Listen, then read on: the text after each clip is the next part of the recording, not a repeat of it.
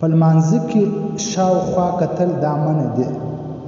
د نبی کریم صلی الله علیه وسلم ارشاد مبارک دی چې کله یو بنده لمونځ کوي حق تعالی تبارک و تعالی برابر و دی مسلمان و طرف ته متوجي چې کله دی شاوخوا نه ګوري،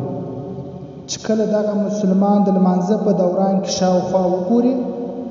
نو حق تعالی تبارک و تعالی د دغه انسان و طرف ته بیا توجه نه کوي. یعنی د حق تعالی تبارک و تعالی رحمت د دغه انسان سپورت اس. مطلب دا دی چې کله یو بنده د الله و طرف ته متوجي وي نو د الله تعالی بخشش دروازه خلاص سي. چې کله دغه بنده د دې دروازې څخه اعراض وکړي مخ واړي په لمانځه په دوران کې نو دی محروم پاتې سي، بلکې د الله پاک د عذاب مستحق جوړ سي.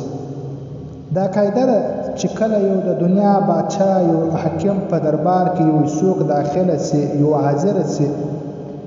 نو هغه انسان د هغه باچا و مخ ته شاوخوا نه ګوري، نو یو مناسبه خبره کوي نو د احکم الحاکمین د رب العالمین د باچاوانو باچا په دربار کې داسې کار کول دا چیرې جایز دی؟ نو ځکه چې نبی کریم صلی الله علیه وسلم فرمایي چې کله یو بنده په لمانځه کې ولاړ وي نو دی د خپل د پښو څخه د بریم نه صفا کولی سي، ځکه د ده و طرف ته د الله پاک رحمت دی. چې کله یو مسلمان په یو معمولي شي باندې اخته سي د لمانځه په دوران کې نو دی د هغه رحمت څخه محرومه پاتې سي. نو پکار د عزتمنو مسلمانانو چې د لمانځه په دوران کې په ښه خشوع او خضوع باندې ودرېږو،